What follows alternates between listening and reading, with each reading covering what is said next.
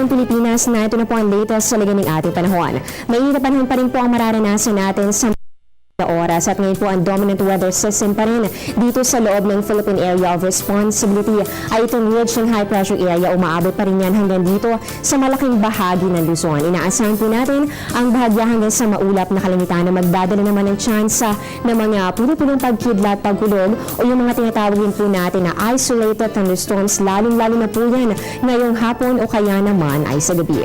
Samantala, ramdam na ramdam pa rin po ang kasagsagan ng tag-init na panahon dito sa Pilipinas. Bukod po sa pagbabantay natin sa temperatura, isa rin po sa mga tinututukan ngayon ay itong tinatawag naman natin index. Ito po ang tutukoy sa kung gaano kataas ang temperaturang mararamdaman ng ating katawan kapag pinagsama na ang air temperature at ganun din ang relative humidity. Para po sa forecast ng pag-asa sa araw na ito, unahin po natin dito sa Metro Manila. Ang pinakamataas na temperatura ay aabot po ng 35 degrees Celsius pero yung heat index ay papalo naman ng 40.2 degrees Celsius. Next, para naman sa Metro Cebu, ang highest temperature ay aabot ng 34 degrees Celsius. So yung heat index naman po dyan ay posible po umabot ng 39.1 degrees Celsius.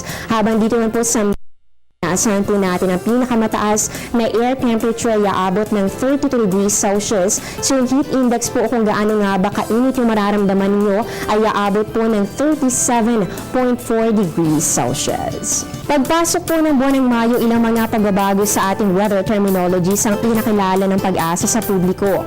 Una na dito ang pagkakadagdag ng isang kategorya ng bagyo. Linawin lamang po natin ang bagyo sa Ingles ay tropical cyclone. Ang tropical cyclone ay nahati naman sa iba't ibang kategorya.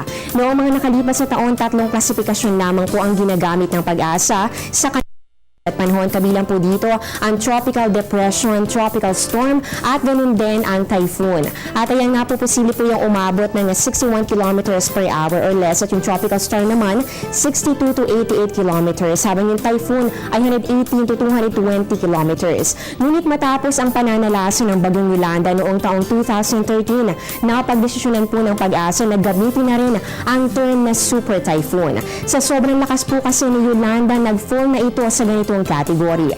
At bukod po dito, kahapon ay opisyal na rin po inanunsyo ng pag-asa ang pagdagdag naman ng 5 sa mga public storm warning signals. Kung dati hanggang signal number 4 lamang ang babala, ngayon gagamitin na rin po ang signal number 5. Inaasahan na lakas ng hangin na abot ng higit 220 kilometers per hour. Sa loob po ito ng hindi bababa sa 12 oras. Ang ganito kalakas na hangin ay magdudulot ng malaki at malawak na pinsala sa mga affected areas. Ang mga pagbabago na ito po ay in-apply ng pag-asa upang mabigyang diin kung gaano kalakas ang bagyo at gaano kalaki ang maaari maging epekto ito sa atin.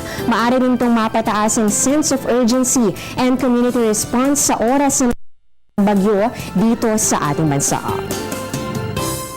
At yan po ang latest mula po dito sa Pag-asa. Abangan niyo po ang susunod kong update mamayang alas 3 ng hapon. Dito pa rin po yan sa Telebisyon ng Bayan. Ako po ang inyong weather lover, Amoy Larosa, na nagsasabing ang taong handa at may nahon, kayang lagpasan ang hamon ng panahon. Magandang hapon po sa inyong lahat.